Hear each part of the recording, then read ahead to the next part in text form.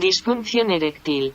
La historia del hombre sin erección volvió a repetirse con varias mujeres, en diferentes lugares y en ocasiones similares. Por más búsqueda que hiciera Meléndez, no encontraba la verdadera razón que conducía a esa enfermedad que lo estaba destruyendo. Se pasaba el día entero pensando, para que su cuerpo rechazara el contacto con hermosas féminas, tenía que haber una razón muy preocupante a su alrededor.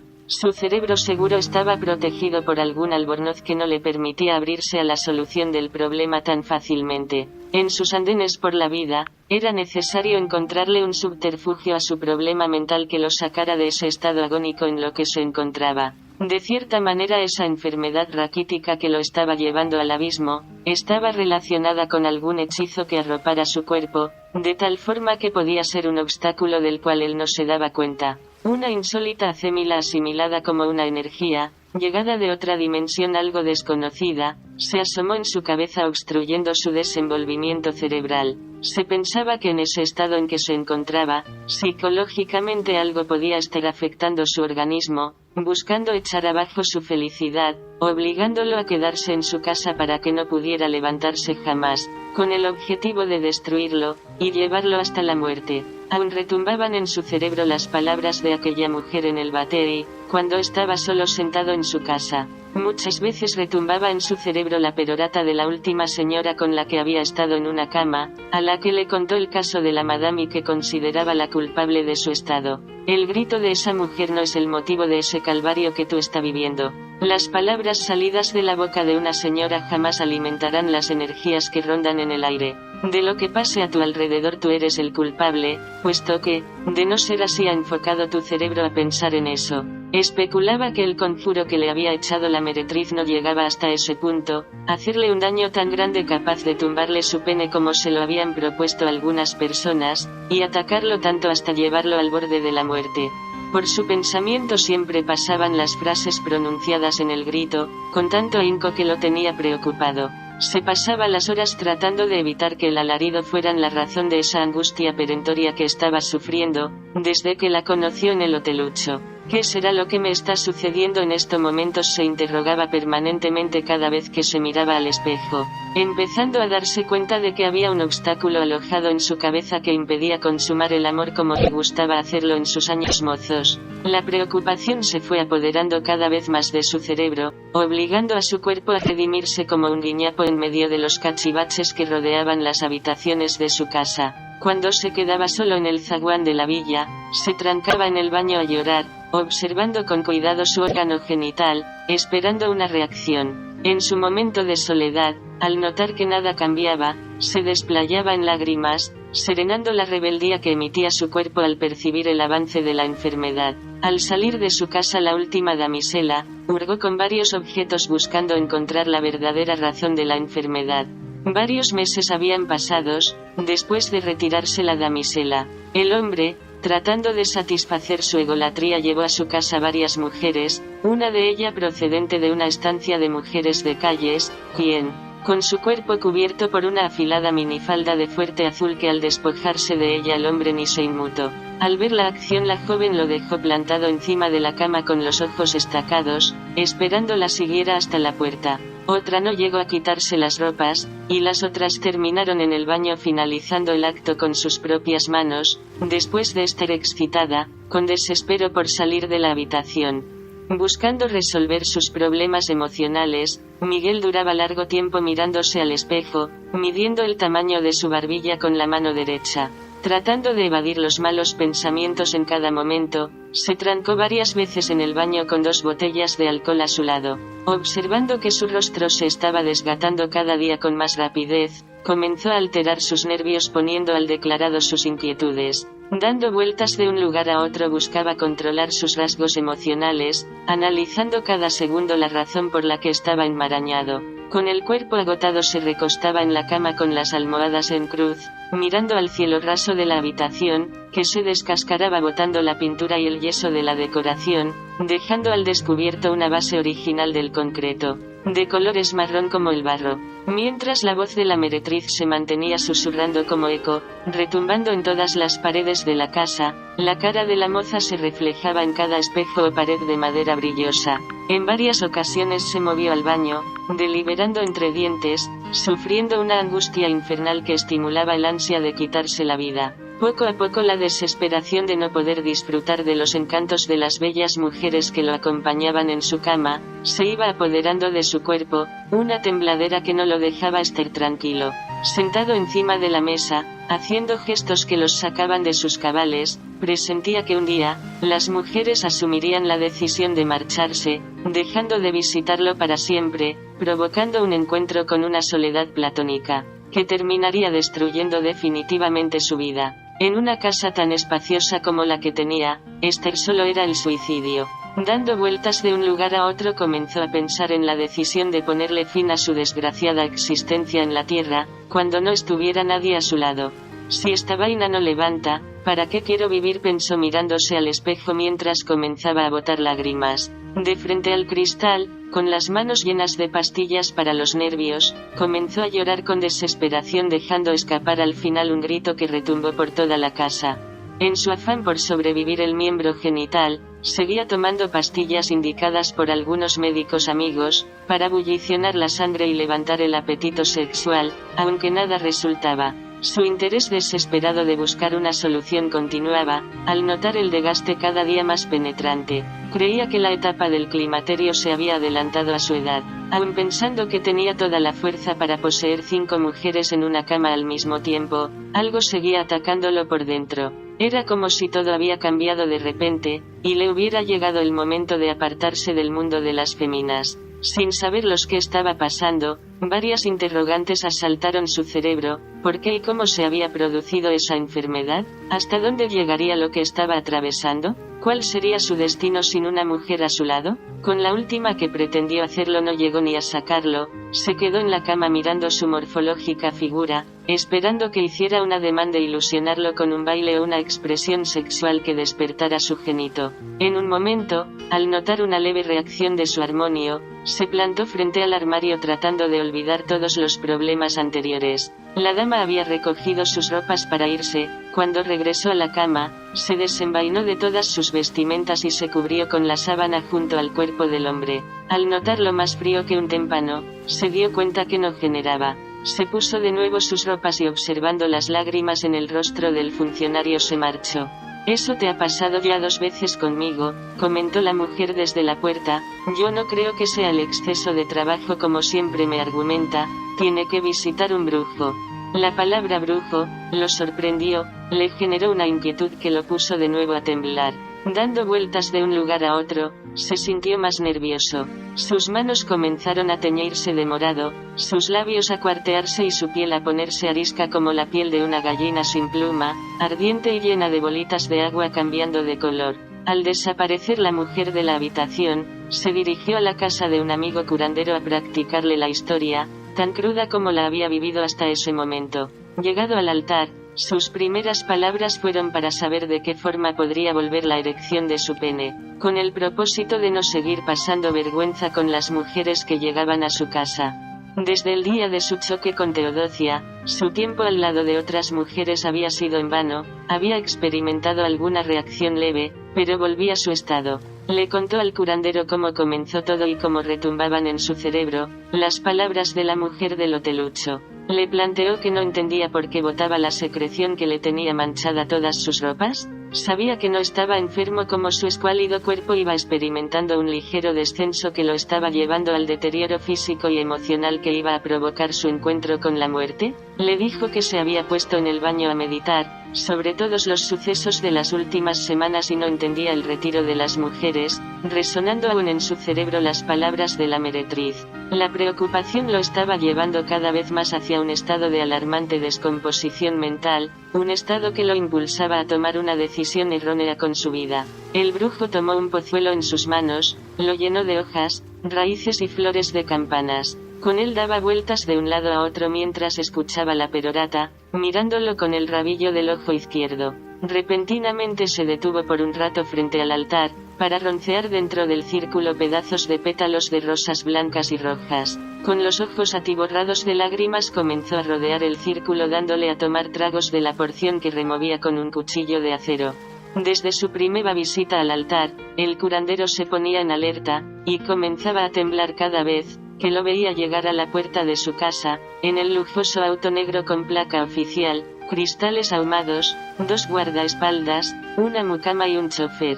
Al momento de pisar el círculo de ceniza, el brujo comenzaba un ritual invocando los loases de más fuerza en el santoral vudú. Sin mencionar una palabra, el brujo se arrodillaba dentro del redondel con los brazos abiertos, tratando de evitar la mirada del enfermo, para no afectar con los santos la visita que hacía cada semana. Ataviados en hermosos trajes de algodón y casimir chinero, delineados por diseñadores de fama mundial, el enfermo se plantó en la escalera de la casona para despojarse de su brío. Desde la segunda visita el funcionario se mostró como el dios que tanto el curandero había esperado. Aunque le inspiraba mucho miedo tenerlo a su lado, lo miraba con una sonrisa entre dientes que movía a los santos, cada vez que, albergando en su ánimo una esperanza de buen estipendio que enriquecía el altar. El brujo pensó que esa visita cambiaría la vida de su familia y la de los espíritus de los cuadros que reinaban en el sagrado tabernáculo. Al recibo de la última inspección, el hechicero hincado frente al altar lo vio acercarse con la cara llena de resabio, emitiendo un sudor que le tenía las ropas mojadas. Con rapidez se acrecentó, caminó varios metros sin perder los estribos. Al darse cuenta de que algo no andaba bien se levantó y caminó varios pasos hasta el zaguán. Se persignó varias veces, haciendo gestos que hicieron reaccionar al enfermo. Con un grito insondable el brujo emitió una sonrisa que inmortalizó el ambiente, en una intención de cambiar el estado de ánimo del paciente, quien entró al círculo de ceniza haciendo alarde de destrozar todo. Rodeado de velones en medio de otro círculo más pequeño, de ceniza negra, harina blanca y amarilla y una grasa parecida a la mostaza, el brujo los santiguó varias veces delante de un cuadro gigante del barón Samedi, y 2 más pequeños de Santa Marta la Dominadora, en diferentes facetas, otro cuadro mediano de Belier Belcan, arropado por la sombra de otro lienzo con la imagen de San Santiago. El santo del jinete blanco se veía imponente montado en el caballo con su espada de pacificador. Con el objetivo de persignar a todo el que entraba al círculo de ceniza, el brujo se alejó varios metros y se colocó detrás del altar, con una vela en las manos. Colocado en su busto, un relicario con la foto de la dominadora con la figura de una serpiente sobre el cuello, despertó el interés de quien estaban al lado del brujo. Fijando el relicario en la cabeza del enfermo que se había resguardado en una esquina del altar, esperando una reacción a su armonía. Paso a paso el curandero se acercó a la cabeza del hombre, comenzando a rociar por todo el altar agua bendita que sacaba con una ramita, de un pozuelo que tenía sobre la pequeña mesa donde estaba la réplica de San Lázaro y la Dolora. Después de hincarse los dos dentro del círculo, el brujo ayudó a Meléndez a tenderse en el centro con el cuchillo de acero atrapado por su boca, sujetando la lengua, los pies descalzos y el cuello cubierto por una pañoleta amarilla satinada debajo del relicario, sus 2 manos amarradas con una cinta de satín rosada, y una corona de papel crespe de varios colores sobre la cabeza, enroscada como un turbante que le cubría hasta las orejas. Para que se cumpliera el conjuro tenía que hacer aquel ritual varias veces en un mes, hasta que sintiera que su cuerpo se hallaba despojados de todas avenencias brujísticas en la que había caído. Al término de estos procesos agudos, es muy posible que te encuentre con los senderos de la razón, para lograr la libertad que necesita, y así pueda librarte de esa abominación que te han echado. Te sentirás ser una persona nueva, renovada, tendrá muchas mujeres a tus pies que llegarán como abeja a un panal. Entonces podrá iniciar la lucha, rectificando los valores que la vida te ha dado, tratando de encontrar los designios del bien, para purificar tu cuerpo, y que pueda cumplir con los objetivos que todo el tiempo ha perseguido, fueron las recomendaciones del curandero, en la última sección del ritual. Esta es la última vez que vengo. Si no resuelvo eso ya, me va a tener que buscar todo lo que he gastado con usted, le dijo agitando una pistola, mostrando una cara de miedo. Con los nervios de punta, el brujo lo miró desesperado, comenzando a temblar los labios, a parpadear los ojos, a moverse como lienza caliente, hasta quedarse tieso como una varilla de acero en una silla en medio del zaguán. Empezó a caminar lentamente como un zombi alrededor del círculo, reaccionando al tomar un velón enquisto de aceite que colgaba de una viga en el centro del salón. Comido por las llamas, el velón estaba casi a la mitad del vaso, fabricada en una cera de colores entre azul, rojo y amarillo que no se podía distinguir de lejos la rigurosidad. La cera al derretirse parecía la sangre chorrada del corazón de Jesús. Al colocar el velón frente a uno de los santos de barro, el brujo apretó con tanta furia la cabeza del enfermo que dejó caer parte de la cera derretida en sus pies. El funcionario, como si despertara, alimentó su ego y comenzó a golpear todo lo que lo rodeaban. Colocado en un rincón, el curandero lo miraba amenazante. «Mira, Meléndez, si quiere librarte de eso, lo mejor es que busque esa mujer», le enristró en su cara. El hechicero, pasando por su cabeza el santo de barro, el velón encendido envuelto con el nudo de un rabo de gato negro peludo con la puntica raspada, junto a la cresta de un gallo manilo cubierta de sangre moscate que bajaba por su pico. Agitó su respiración, colocando en una pequeña bandeja de plata media manchada por el fuego, el cuchillo y la cresta del gallo manilo. El brujo envolvía en su cara una sonrisa esquizofrénica que lo rameaba medio sonámbulo. Dando vueltas de un lugar a otro, tomó una cazuela de cristal, en donde se encontraban las réplicas de otros de sus sanadores como reliquias sagradas. En una esquina de la mesa de los santos, estaba una jarra llena de agua bendita, de la cual sacó un ramito de salvia para rociar el entorno. Un poco confundido con las palabras que terminaba de explicarle, el enfermo se postró en el altar esperando una contestación que aplanara la sugerencia que acababa de hacerle. El brujo no sabía qué hacer, lo miraba de reojo esperando su respuesta a la búsqueda de la mujer. Tiene que pedirle una explicación. Si ella tiene la verdad, se va a poner nerviosa. Si tú ve que no cambia de reacción, entonces ella no tiene nada que ver con lo que te está sucediendo. Pero eso sí, tiene que dejar tus ataviaduras e ir como un hombre de los suyos. Como el que no quiere nada y que vea que solo quiere acotarse con ella para pagarle por el servicio que te dé en ese momento. Posiblemente ella no se acordará de ese hecho. ¿Y si me reconoce?, preguntó con la sombra de la duda en su cara. Ella no te va a reconocer, eso tenlo por seguro. Hace tanto tiempo del hecho que ella no se va a acordar. Si se acordara, entonces podemos decir que fue ella la del hechizo, así sin esperar la reacción debe matarla para que vuelva a ser libre. Tendré que convertirme en asesino, dijo el hombre con una ansiedad de encontrar a la causante de su desgracia. Asesino eres desde el día que le hiciste ese cuco, además que tú quieres, o es ella, o eres tú, dijo el brujo manipulando la bandeja en la cara del enfermo. Para ella el engaño es peor que la muerte en sí, pues nunca se había sentido ultrajada. A principio solo pensaba que estaba sucia, pero con el tiempo dentro de la misma habitación, se percató que ese día no tenía para la comida. ¿No se sabe cuántos cuerpos dejaste sin comer por varios días? ¿Qué más crimen que ese? Se levantó y vio a Meléndez sonreír a carcajada como si hubiera perdido los estribos. Se sonrió entre dientes, se asustó y salió rápidamente del altar. Tirando en el centro del círculo blanco todo lo que estaba en la bandeja, se dio cuenta que el demonio que rondaba por el altar se había liberado, alojándose en el cuerpo de Meléndez. El funcionario, sin volver a hablar, salió corriendo desesperado, dejando abandonado a sus acompañantes en el patio de la casa. Al salir de la última visita a la vivienda del brujo, el cerebro del empresario comenzó a cambiar.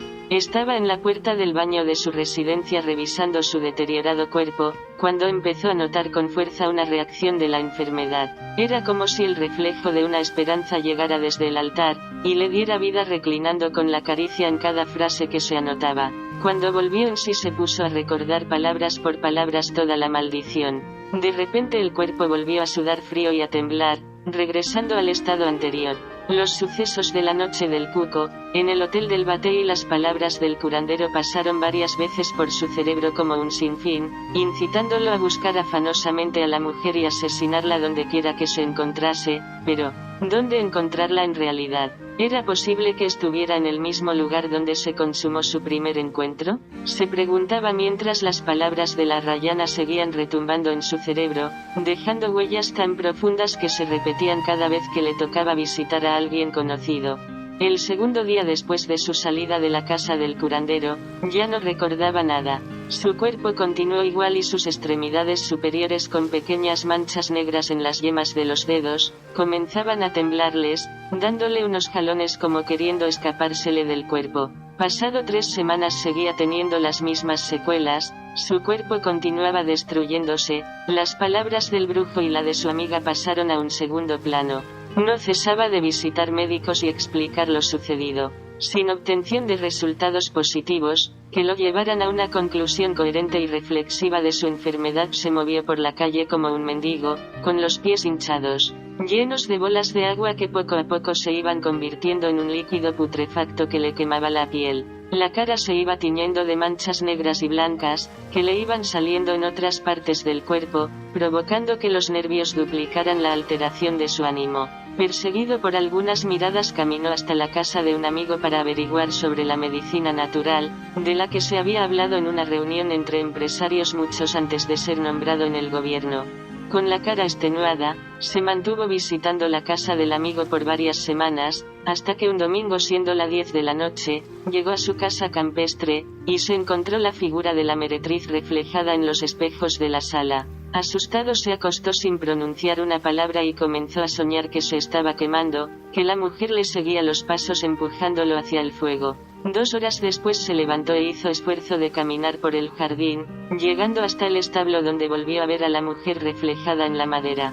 Trastabillando los pies se encaminó hasta la granja, donde observó su camada de conejo barcinos que tenía como crianza. De manera simbólica, algunos se apareaban de forma sistemática, uno esperaba que el otro terminara para tomar la siguiente como pareja. Al aparearse los animales emitían un ruido que tranquilizaba a los demás, apaciguando su alma con el extraño sonido. Bajo una fuerte presión atmosférica de tronadas y relámpagos en el amanecer de una húmeda noche de primavera, salió a la calle a recoger algunas hojas y raíces útiles para hacer tisanas que menguaran cualquier enfermedad. A pasos ceremoniosos caminó hasta la ventana que daba a la calle principal, donde se detuvo frente al cristal, a observar una vez más el deterioro en todas las partes de su cuerpo y su cara cadavérica como jamás la había visto en años.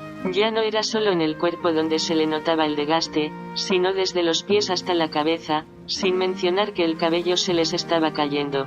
Sentándose en el zaguán de su vivienda capitalina, tomó la pistola con intención otra vez de ponerle fin a su vida. Pero decidió rebuscar en todos los armarios, piezas por piezas y papeles por papeles, la dirección y el lugar donde se había encontrado con la meretriz, para dejarlo en la mesa, como pruebas de su desgracia.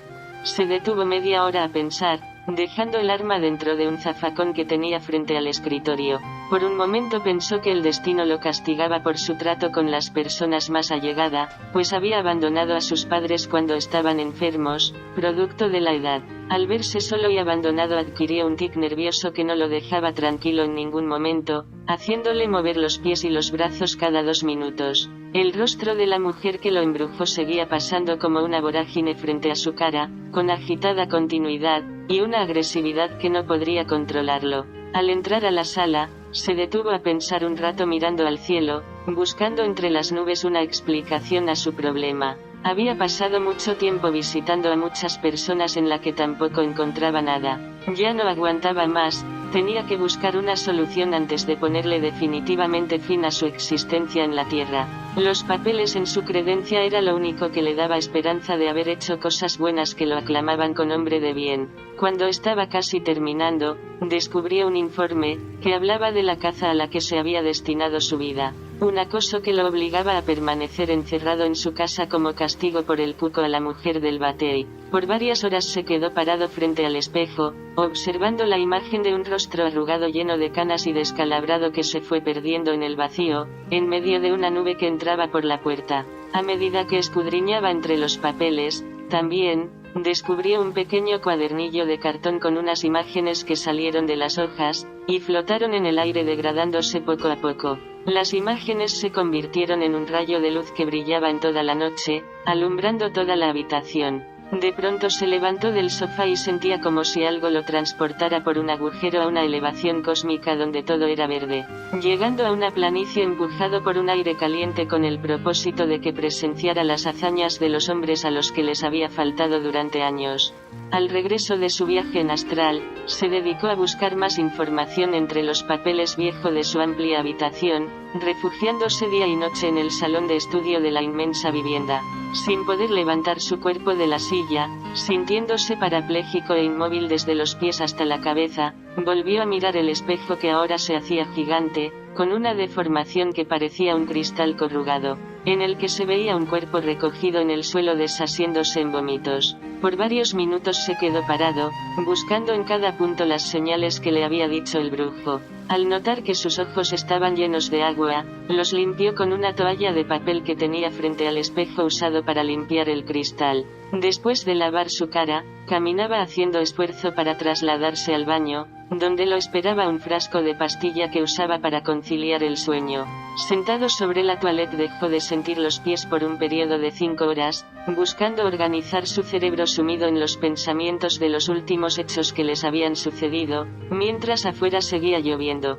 En la mañana, con el sol subiendo por la ventana, se levantó del asiento del baño, haciendo movimientos parsimoniosos se dirigió a la habitación para dejarse caer encima de la cama. Al mediodía se irguió su cuerpo para mirar por la ventana de nuevo, buscando algo que lo alentara. Su cabeza, dándoles vueltas antes de llegar al centro del salón, le hizo paralizar un poco su accionar. Al darse cuenta de que la cama grande estaba a cierta distancia, sin nadie encima que esperara por él, se sentó en el pasillo con la cabeza entre las piernas, intentando botar de su cerebro los ruidos de la voz de la mujer que aún permanecía retumbando. Terminando de salir del zaguán, sus ojos se pusieron rojos, humedecieron con algo de sangre que salía de su pupila y llenaron de agua de nuevo. De repente, sintiéndose vivo, adquirió fuerza en su cuerpo que le permitió levantarse y caminar hacia la habitación. Poco a poco fue recuperando el ánimo que había perdido durante su estancia en el baño y en el pasillo, donde permaneció en estado vegetal por espacio de varias horas. Persuadido por un ruido que hacía horas invadía la casa, el cual no podía descifrar de dónde salía, se sentó en la puerta a esperar que se asomara un airecito que le diera aliento, al tiempo que escuchaba un sonido que estorbaba en su cerebro como si fuera un eco, que rebotaba en las 4 paredes donde se había encerrado por horas. Al volver al baño, se dejó caer de golpe en la toilette, golpeándose en la cadera. 3 horas sentado en el suelo, resuelto a tomar la decisión con su cuerpo, se levantó con un ánimo que ni él mismo lo creía. Enérgico, lanzó el arma al zafacón, miró de nuevo su rostro en el espejo y pensó con la frente en alto: tengo que buscarle solución a este problema, ya mismo. Se dio cuenta que estaba vivo, que su cuerpo había adquirido fuerza. Entonces su cerebro fue invadido por una premonición que lo había asaltado durante su estado vegetal. Visitando los salones de baile en la ciudad, yo sé que le voy a encontrar solución a estos, en donde de seguro voy a olvidar los pensamientos malignos que se repiten y que afectan mi mente. Sumido en estos pensamientos, se dio cuenta que podría llegar a alimentar su ánimo para darle fuerza a su cuerpo, saliendo a la calle a visitar a sus viejos amigos. Con su cara encallada en los libros de investigación sobre las enfermedades venéreas, se encontró con la historia de una señora que le había tirado un hechizo a su marido, después de encontrarlo con su amante en pleno acto sexual. El hombre rompió el hechizo al tener una relación marital con otro hombre de color que le triplicaba la edad.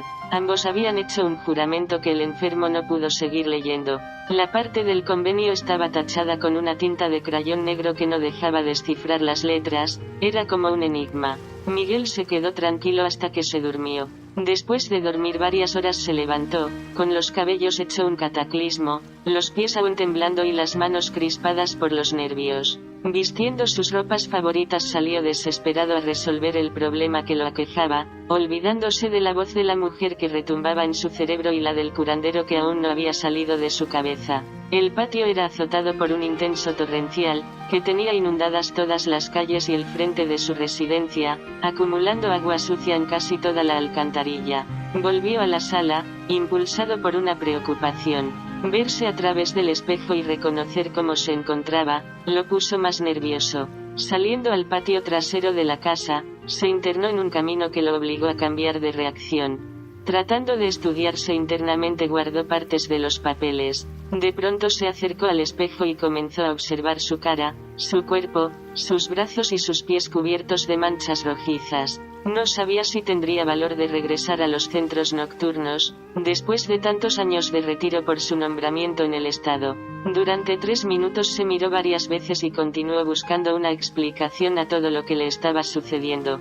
Desesperado volvió a la casa y entró a la habitación, buscó la llave del auto que la había dejado en el estante, en un florero que se posaba junto a las fotos de él con sus amigos compartiendo entre mujeres, fiestas y hazañas que habían tenido en días de gloria. Del otro lado del florero otra foto, disfrutando en hoteles de lujos, casinos, playas y bares. Con la cabeza entre el pecho, se acercó a la puerta de salida, buscando dónde estaba la información que se le había caído antes de volver a entrar. Al aproximarse a la sala dejó la llave de la casa en el estante y tomó la del jardín sin darse cuenta. Haciendo fuerza, intentó abrir el garaje, de pronto se percató que no era la llave de ese lugar. Probó entrar de nuevo a la sala desesperado, con la respiración agitada y las manos crispándose del frío. Al observar la llave miró hacia la puerta de la sala, se dio cuenta que había cerrado por dentro, quedándose sin más dinero que los 10 centavos que tenía enganchado en su cadena como medalla decorativa. Agitando su pecho, comenzó a toser sin control, apoderándose de él una angustia que neutralizó su cerebro por varias horas, cuando se quedó dormido bajo el ruido de las gotas esporádicas que hacían eco en el zinc.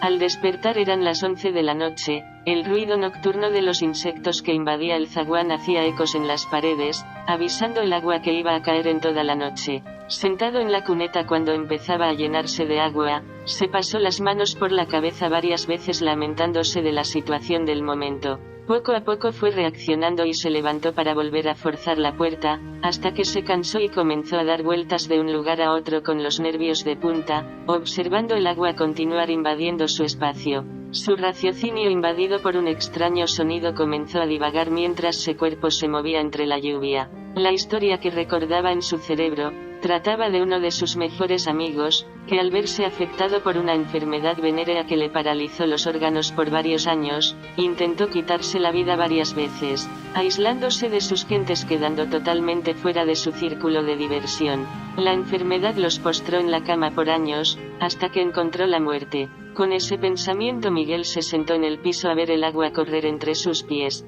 sintiendo un frío intenso que congeló sus huesos, paralizándolo por varios minutos. Con lágrimas en la cara, gotas de agua sucias que bajaban por sus cabellos, y hojas podridas en el suelo protegiendo sus zapatos, buscó sentarse donde no hubiera agua. Sus ropas comenzaron a empaparse de un sudor frío que bajaba por su cuerpo al hacer esfuerzo por abrir la puerta. Desesperado miraba hacia los lados, espigando los ojos, esperando a ver si alguien pasaba por la calle, mientras escuchaba un ruido que llegaba desde las casas vecinas, en una especie de fiesta y locura de juventud. Con los nervios a punto de estallar se arrinconó en un estrecho callejón donde se notaba la fuente que servía de lujo a la vivienda.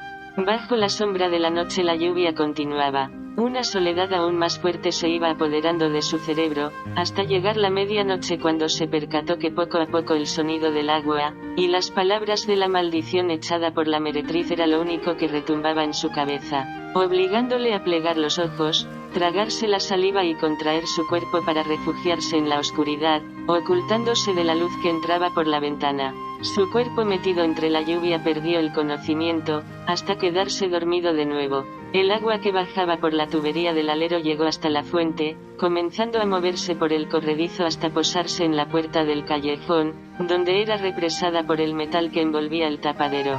Al cubrirse de hojas el sifón que vestían la entrada del pasillo hacia la calle, el callejón terminó llenándose. El zaguán donde se encontraba Miguel sentado en forma de yoga se puso medio de agua y la dejaba escapar hacia la sala. Su cuerpo encogido en el rincón se empapó con el agua sucia y llena de lodo que cubría todo el pasillo hasta la calle, protegido por residuos de hojas podridas que se acumulaban en su alrededor.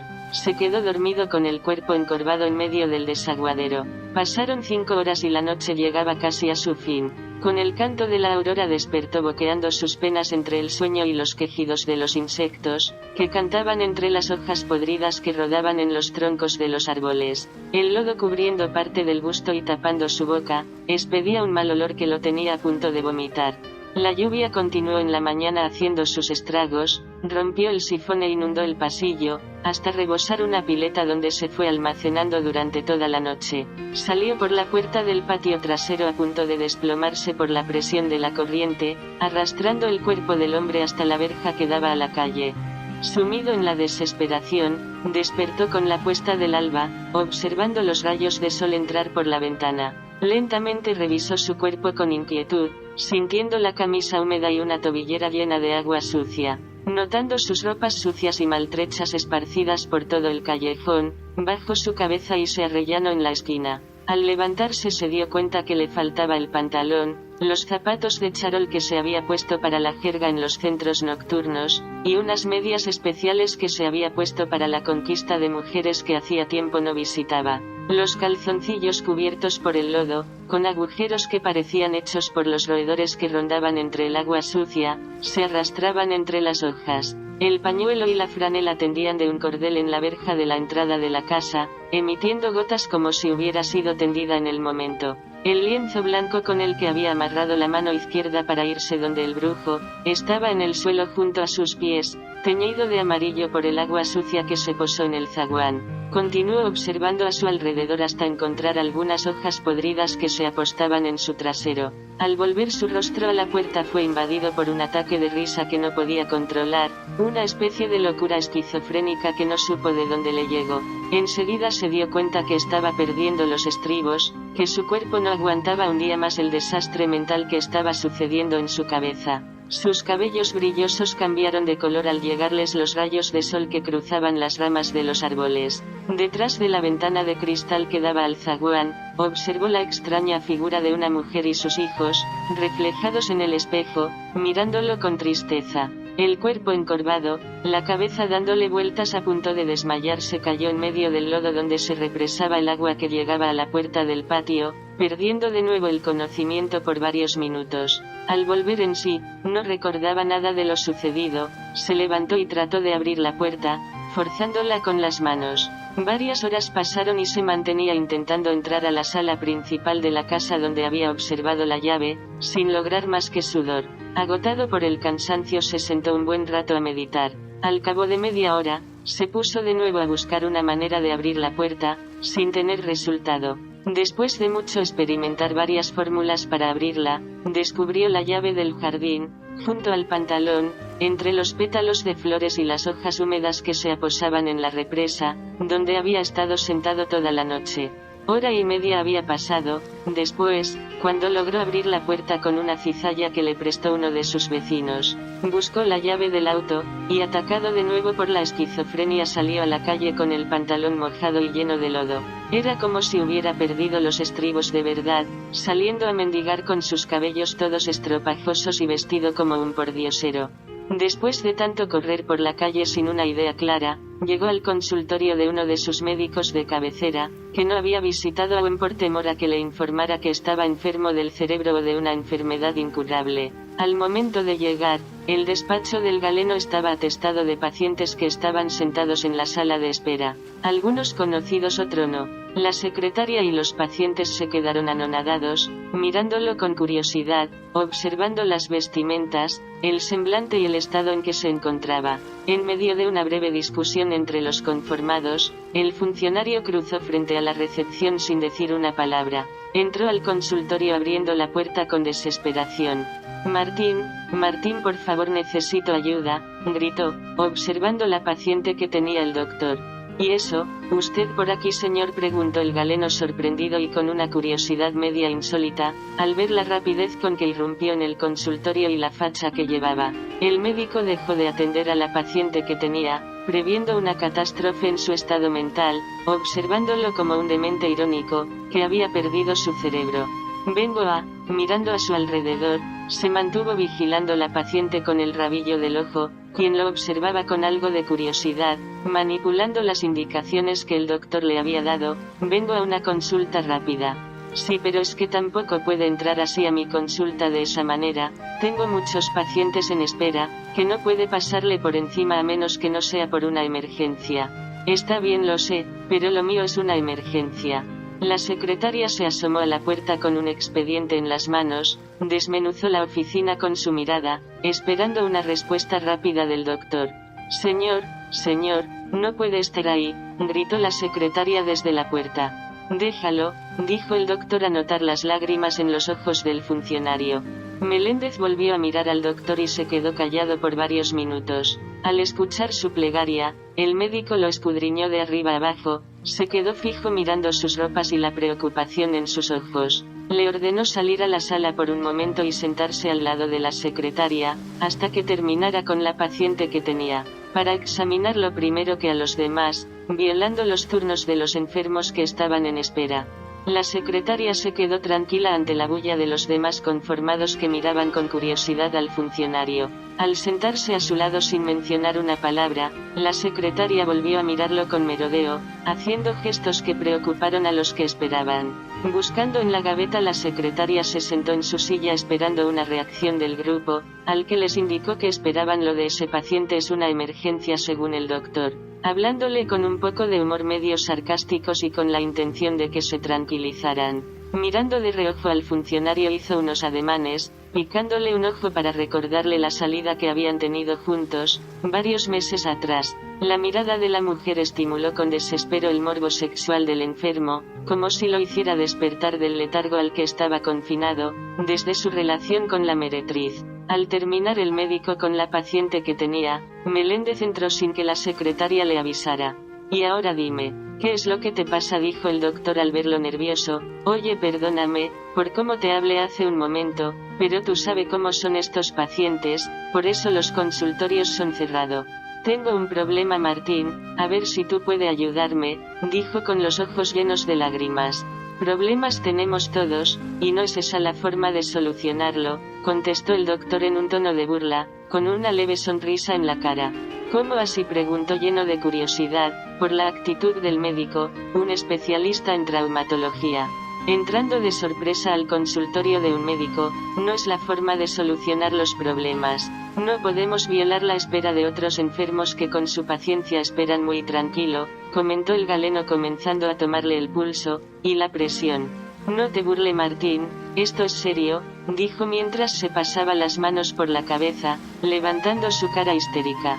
El traumatólogo lo miró por encima de sus ropas e hizo algunos gestos que lo preocuparon. Con el rostro húmedo por las lágrimas, el sudor y el lodo que aún quedaba en la espalda, volvió a bajar la cabeza, mirando de reojo al galeno, que lo examinaba con gran inquietud, observando el parpadear de sus ojos tan rápido como el movimiento de sus manos. Ambos se sentaron frente a la camilla y el enfermo comenzó a contar lo sucedido en los últimos 3 meses, levantándose por momento y moviéndose de un lado a otro, alrededor del escritorio, agitando las manos con desesperación. Las razones por las que interrumpió en el consultorio, sin tomar en cuenta las ocupaciones frente a la cantidad de pacientes que tenía que atender el galeno, debían ser muy grandes según el doctor.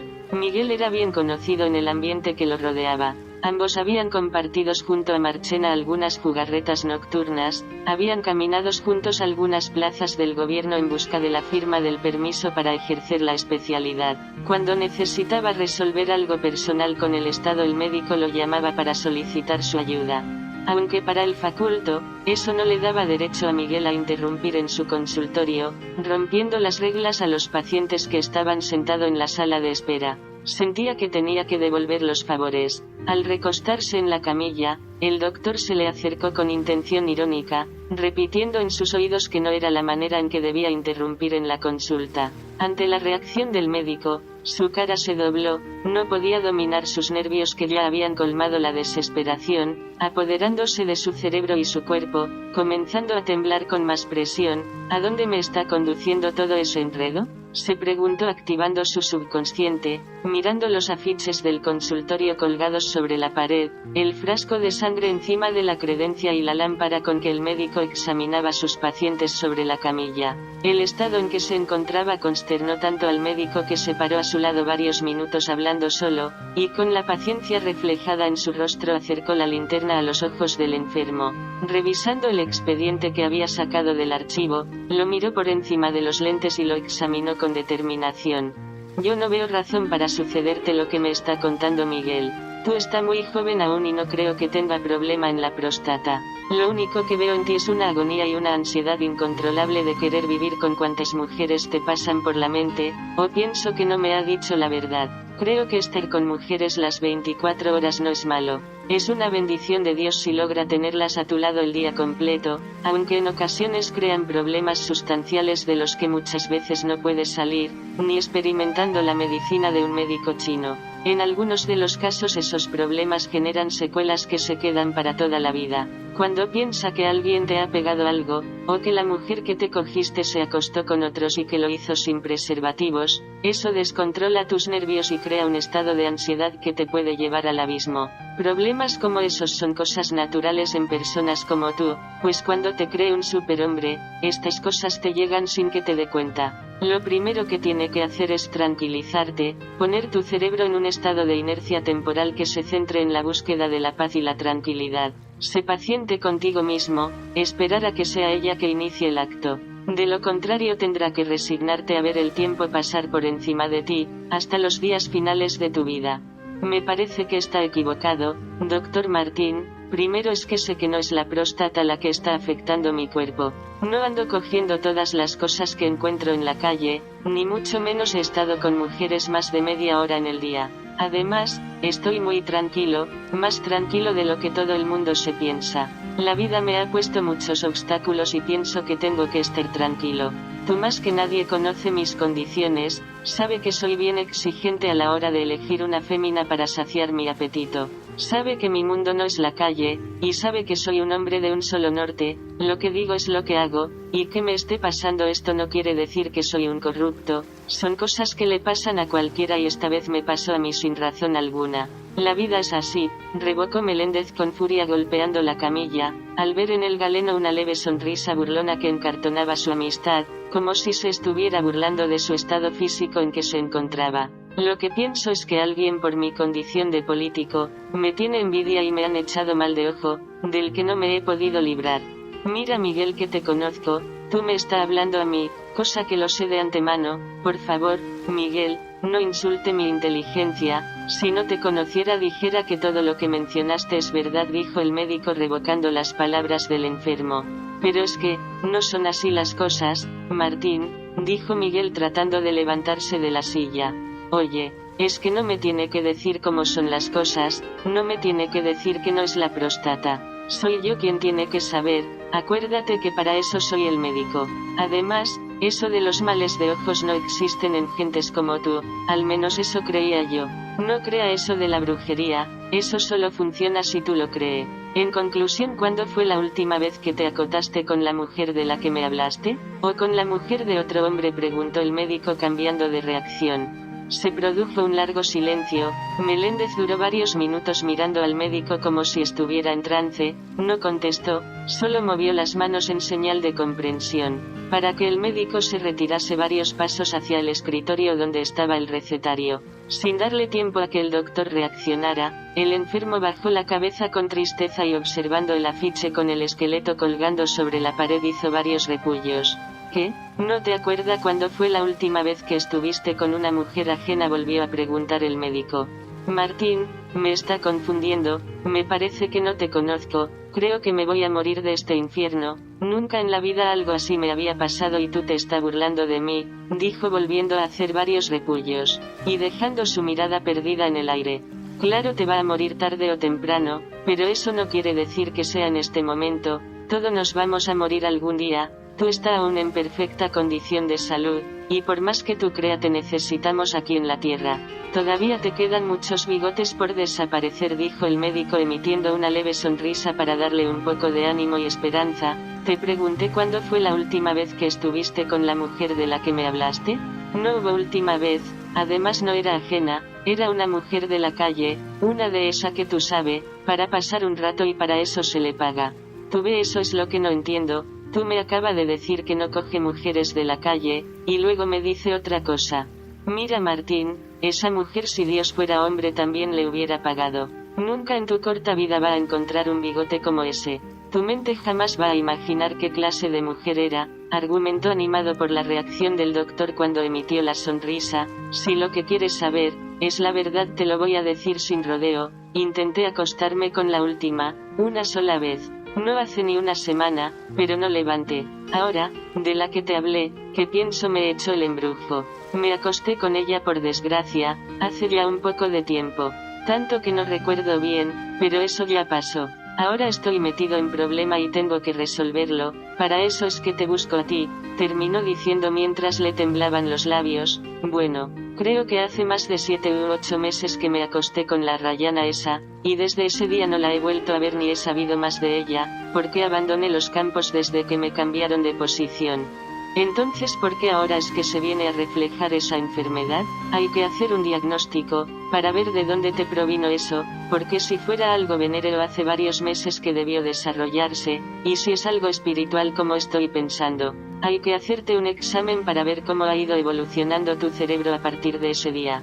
Puede ser que eso te esté afectando psicológicamente y haya quemado partes de tus neuronas, de tanto darle cabeza a lo sucedido. Además puede ser que el estrés se confabule con otra enfermedad y te provoca ese quebrantamiento y esa desesperación. Tiene que darte cuenta de que eso te ha producido un desgaste físico, que va a afectar todos los órganos de tu cuerpo, si no te tranquiliza. Yo espero que desde que te mejore piense en dejar un poco la calle. Eso puede ser un peligro para lo que viene después de esta etapa en la que está. En estos tiempos las gentes desde que te ve flaco te miran con sospecha, no se te quieren acercar, y te corren como el diablo a la cruz. El médico hizo un gesto, y se quedó callado por varios minutos esperando que él reaccionara y revocara sus palabras. ¿Y tú sabes lo que significa cuando la gente le coge miedo a uno, verdad? Mira, es mejor morirse y no hacer que las gentes les corran a uno. Ahora claro, no es como tú piensas, no crean esa vaina de los conjuros brujísticos.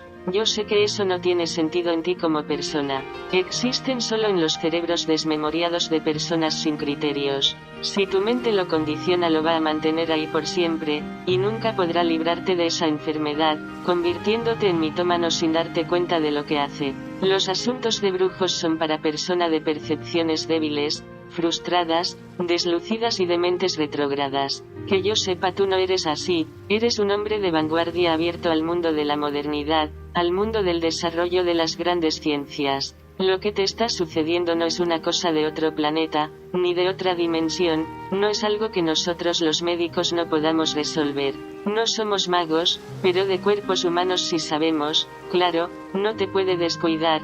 Tiene que venir aquí por lo menos 2 veces al mes hasta que se descubra la verdad y busquemos solución a todos tus problemas mediante tratamientos clínicos. Mientras tanto, tengo que mantenerte bajo una vigilancia médica permanente, con un cuidado y en persistencia, para poder llegar al centro del asunto.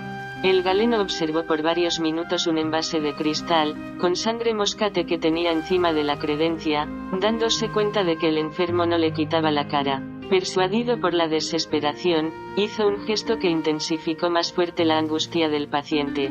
De pronto salió del consultorio y se acercó a la secretaria con un recetario, en el que marcó varias indicaciones a las cuales el enfermo tenía que darle seguimiento. A pasos lentos regresó a la camilla y observó la mirada de Miguel fija en el frasco, preocupándose por la actitud que tomaba el doctor cada vez que lo miraba. Ahora bien, Miguel, aunque debo vigilar tu cuerpo, pienso que hacerte un examen de sangre no sirve de nada, así que si quiere te puede llevar tu preocupación a otro lugar. Eso que tú ve ahí es una muestra para unas pruebas de hemoglobinas sintéticas que estamos tratando de realizar en los cuerpos de unos animales. Si hay que hacerte un examen físico, esa decisión no la voy a tomar yo. Te voy a referir donde un amigo psiquiatra que te va a examinar de la cabeza, para poder determinar qué es lo que tú tienes y de dónde te ha llegado. Yo te veo muy bien de salud, y no creo que tenga problemas con algo que sea descubierto con análisis de sangre, ni con estudios clínicos que se puedan hacer en laboratorios. Para yo saber si estoy en lo cierto, tiene que traerme los resultados que te dé este compañero psiquiatra. ¿Quiere decir que me estoy volviendo loco? El médico lo miró por debajo de los lentes y se rió, buscando con el rabillo del ojo la cara de la secretaria que acababa de entrar con un paquete de papel recetario, y un frasco pequeño lleno de orina. ¿Por qué siempre que se manda una persona donde el psiquiatra, piensa que está mal de juicio? No, es simplemente un chequeo de rutinas para saber por qué te sucede eso, para saber por qué tu cerebro reacciona de tal o cual manera. Nada de lo que tiene quiere decir que esté loco o que está enfermo. Para estar, así como está, es un simple estudio de rutina lo que soluciona el problema, le comentó el galeno con una leve sonrisa, buscando la finalidad de alentarlo. Miguel se sentó en la camilla y comenzó a mirar al doctor de reojo, mientras éste escribía en el papel recetario que tenía la secretaria, otras recomendaciones que tenía que llevar a cabo, para estabilizar su cerebro. Su primera prescripción médica iba a comenzar con eliminar su forma y horario de comer, implantándole unas rigurosas dietas para llevar su cuerpo a un estado de preparación que lo hiciera cambiar su físico. Tiene que parar un poco de tener relaciones, dijo el médico mirando la inquietud desesperada de Meléndez, que se mantenía nervioso, esperando los resultados de su confesión. Miguel se levantó del asiento con el efecto de un relámpago. La sorpresa lo paralizó por un momento frente al reluciente escritorio, donde el doctor colocaba los papeles que le había llevado la secretaria y el frasco con la orina. Las mímicas que estaba haciendo el enfermo dejó al doctor un poco estupefacto. No entendía de dónde le salieron de repente esas muecas. ¿Qué? Pero tú tal loco, Martín, gritó el enfermo preocupado por la actitud del doctor. Bueno, allá tú si quieres seguir viviendo por muchos años, le ripostó el galeno. Si me quita eso, ahí sí que de verdad me muero, y sabe entonces el culpable de provocar mi muerte será tú, sabe que estoy luchando por eso, porque no me puedo dar un bigote, dijo el enfermo, botando lágrimas, chocando sus dientes como si quisiera llorar. Eso es obligatorio, Miguel, que lo haga, recalcó el doctor, de nuevo entregándoles el nuevo papel con las indicaciones. Además tú me acaba de decir que tiene varios meses que nada de nada, haciendo un gesto con las manos. Sí, pero eso no quiere decir que no sienta, es simplemente que no levanto por ahora, sé que esto es solo por una temporada. Yo prefiero durar mucho menos años con tal de mantener mi hegemonía en las mujeres. La vida no es nada sin esas delicias. El médico hizo un gesto, haciendo que el enfermo cambie de reacción, al fijar sus ojos en el afiche del esqueleto humano al lado del escritorio, donde se había acostado sin darse cuenta. No me asuste, Martín. No sé qué hacer, sabe bien que no me puede quitar nada de eso. Excúsame por lo que acaba de suceder aquí, pero es que no me aguanto. Si tú supieras que casi me estoy volviendo loco de verdad, y si dejo de hacer eso, bueno, prefiero darme un tiro. Se levantó del asiento nervioso, dio 2 pasos. Al cabo de 5 segundos enredó sus pies entre los ruedos del pantalón y se vio a punto de desplomarse casi en la puerta de salida. Sintió que la cabeza le daba vueltas alrededor de la mesa escritorio. En su estado de agonía estaba viendo todo moverse como si los objetos a su alrededor lo quisieran atacar con brío y furia. Su cuerpo sudaba copiosamente bajo el aire del consultorio y un abanico de metal sin la tapa, que le había puesto el médico delante de la camilla. Cuando se preparaba para salir, entró la cabeza una mujer con los cabellos rizados, los ojos verdosos y el pelo suelto que caía sobre su cintura, y otra con 2 moños trenzados amarrados en las puntas por 2 cintas doradas, que tapaban sus oídos, unos ojos orientales color castaños, el cuello lleno de alhajas, tapando su cabeza con un sombrero de playa amarrado con una cinta rosada. Martín la miró emitiendo una leve sonrisa, hizo un gesto al ver el vapor que emanaba de la ropa del paciente que tenía en la camilla, y se sentó delante de su escritorio, mientras el enfermo volvía a sentarse de nuevo en la silla. Los minutos con el médico pasaron tan rápido, que al salir del consultorio miró el reloj y se percató que tenía allí casi 2 horas. El doctor le había dado muy buena esperanza de vida, salió con su cara sonriente, pensaba correr por la calle llorando de felicidad, comprar algo de ropa y emprender la vida de nuevo. Entonces se dio cuenta que no le quedaban dinero en los bolsillos, que había dejado todos sus documentos en la casa. Sin percatarse de lo que estaba sucediendo a su alrededor, salió del consultorio, atravesó la sala de espera, y caminó por el pasillo dejando a la secretaria en pleito con los pacientes.